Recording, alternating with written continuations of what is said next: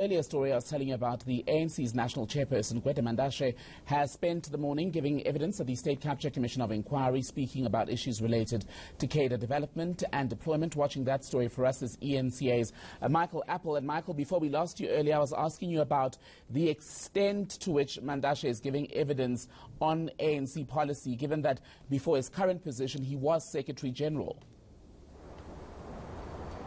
He has a lot of institutional knowledge, and that's exactly what the State Capture Inquiry is trying to harvest here.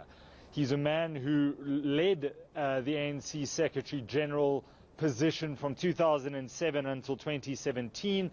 He knows about the inner workings, especially related to the deployment committee of the ANC. It's a 15-member body. It is chaired by the Deputy President, now Didi Mabuza.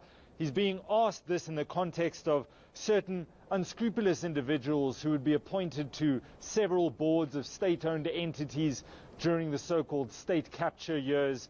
That's why this commission is interested in how these people got to be there.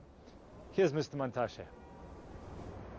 Deployment of cadres should not be reduced to just taking an individual put there. That's not.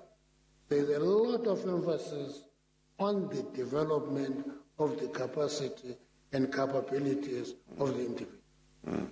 And I understand that, and I don't think that any reasonable person could have any objection to that. To the ANC as a party with a program in a democracy, wanting to train and to educate and to enhance the skills of its members or cadres or whatever term you want to use. It's not a controversy that as far as I can see. The controversy that we are starting to explore is the next step. And the next step is what you have described as being a process by which the deployment committees make recommendations to cadres as to positions for which they could apply. Michael, the evidence leader who we've just been listening to there has also made reference today to the constitution of the country and how it could possibly be at odds with the ANC's own internal policies and goals. That's right. The Constitution expressly states that we come from a past that the racist apartheid government was chock-a-block full of National Party members. It was a very closed system, and the new constitution, brought about in 1996, envisioned that there be an effective and efficient and non-partisan public service representative broadly of all of South Africa.